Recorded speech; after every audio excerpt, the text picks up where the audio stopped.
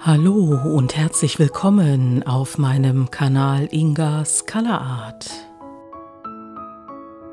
Nach den ganzen großen Formaten habe ich mich entschieden, heute eine kleinere Leinwand zu gestalten und ich beginne mit einem sehr simplen schwarzen Hintergrund, den ich dann auch komplett einmal anföhne. Zwischen dem Trocknen der Hintergrundbemalung mit dem Föhn und dem Auftragen der ersten Rakelschicht habe ich noch etwas ausprobiert, deswegen sieht die Leinwand ein bisschen fleckig aus. Es hat nicht so ganz funktioniert und deswegen hatte ich mich entschieden, den Schritt einmal aus dem Video zu nehmen. Dann habe ich zu dem Farbton Burgunderrot von Winsor & Newton aus der Serie Galeria gegriffen und im Gegensatz zu den Farben von Amsterdam Acrylics, die ich sonst verwende, ist die Farbe etwas flüssiger, aber nicht wirklich flüssig, nur im Vergleich zu den Farben von Amsterdam. Diesen Farbton gibt es aber bei den Farben von Amsterdam nicht und deshalb wollte ich ihn unbedingt einmal in einem Rakelbild einsetzen. Da wir uns jetzt langsam auf Weihnachten zubewegen, hatte ich mich entschieden, einmal wieder das helle Gold von Amsterdam einzusetzen. Und ich trage das Ganze heute mit meinem kleineren Rakelwerkzeug auf, weil ich ja auch eine kleinere Leinwand vor mir habe.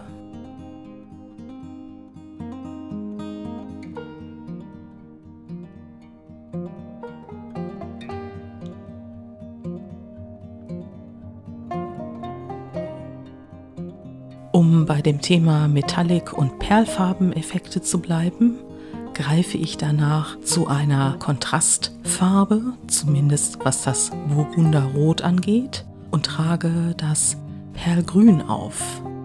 Ich trage es aber dieses Mal sehr zart auf, sodass ich ein paar Stellen habe, an denen es eigentlich nur noch transluzent ist. Es ist sowieso eine transluzente Farbe, doch bei diesem Rakelbild sieht man das ganz besonders gut.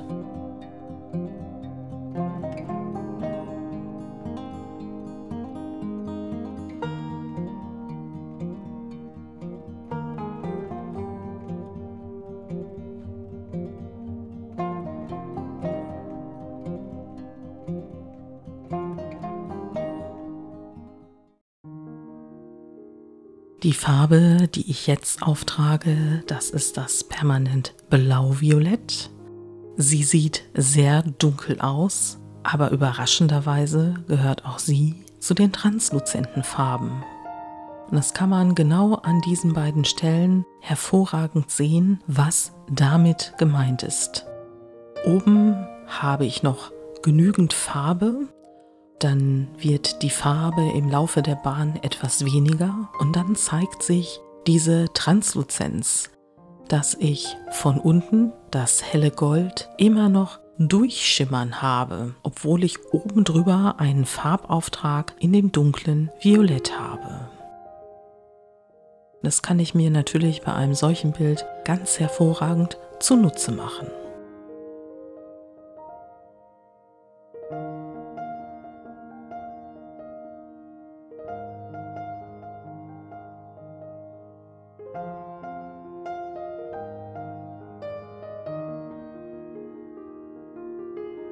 Für dieses Bild hatte ich mir vorgestellt, eine geringe Anzahl von unterschiedlichen Farben zu verwenden und sie dafür in den einzelnen Ebenen öfter zu verwenden.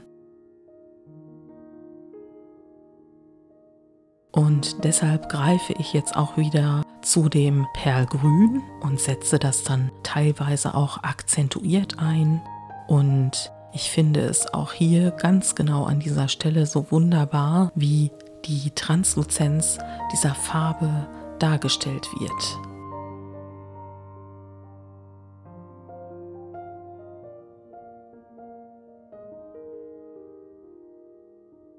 Wie ihr sehen könnt, säubere ich mein Rakelwerkzeug nicht jedes Mal, sondern es kommt für mich immer darauf an, welche Farben sich gerade unterhalb ansammeln, ob ich die Farben mir an dieser Stelle vorstellen kann oder ob ich vielleicht die reine, frische Farbe haben möchte.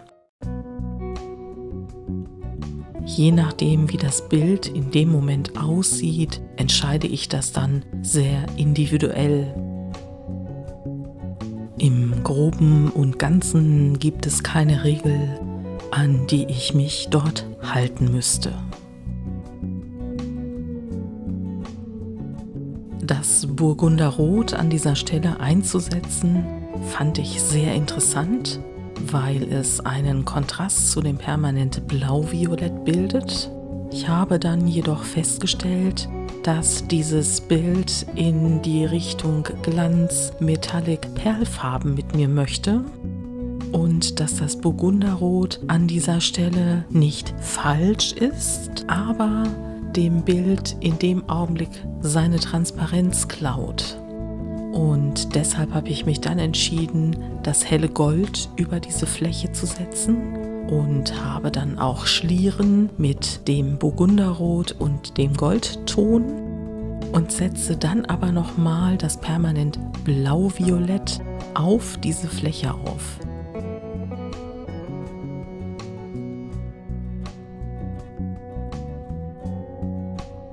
Manchmal kann man die Entscheidungen, die einem beim Malen durch den Kopf gehen, hinterher vielleicht nicht ganz so gut versprachlichen, aber ich gebe mir eigentlich immer Mühe zu erklären, was ich dann dort mache.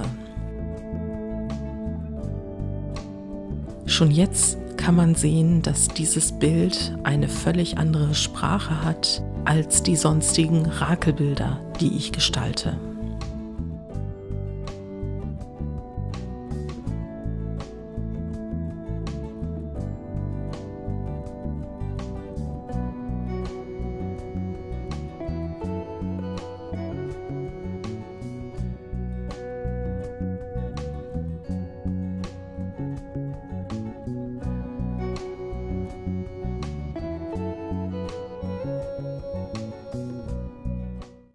An der Stelle, bei der ich das helle Gold auf das dunkle permanent Blau-Violett auftrage, finde ich es sehr schön, dass auf einmal eine Umwandlung des permanent Blau-Violetts zu einer Metallic-Farbe mit goldenem Schimmer wird.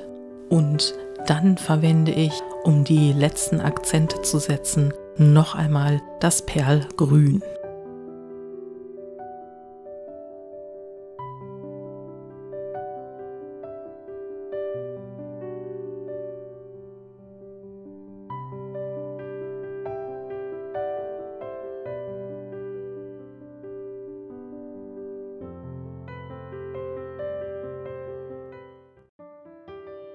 Jetzt erfolgt die Kamerafahrt über das noch nasse Bild und ich finde, dass man gerade bei diesem Bild sehr schön sehen kann, wie das mit den transluzenten Farben gemeint ist, wie die Flächen so unterschiedlich ausfallen und vor allen Dingen kann man erkennen, dass dieses Rakelbild tatsächlich ein bisschen anders ist. Es gibt nicht so diese Flecken und Inseln, wie man sie sonst kennt, sondern es sind eher ebene Flächen, die fließend ineinander übergehen, zumindest was die Farbnuancen angeht.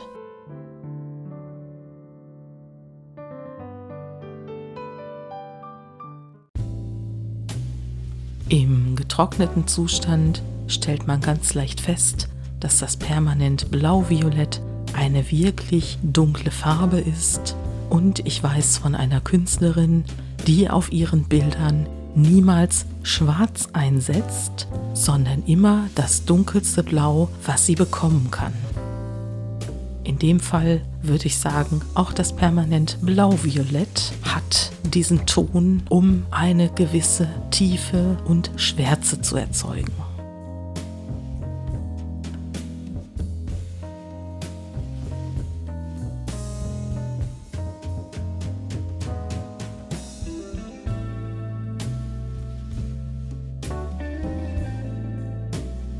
Zum Abschluss zeige ich euch einmal das fertige Bild, wie es in einem anderen Licht als im Atelier an der Wand hängt und zoome auch noch mal etwas näher ran, um euch die Details zu zeigen.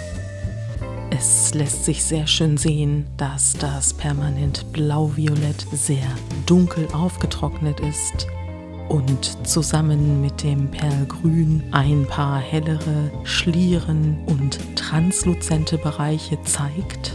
Und ich finde auch, dass das helle Gold mit dem Permanent Blau-Violett zusammen eine wunderbare Farbe ergibt und die beiden Farben sich auch gegenseitig unterstützen.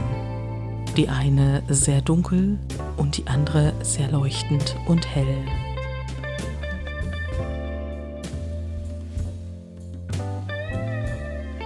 Ich danke dir fürs Zusehen, ich danke dir fürs Zuhören. Ich freue mich sehr über Kommentare, ich freue mich sehr über ein Like von dir und dann wünsche ich dir noch eine schöne Zeit. Bis zum nächsten Mal.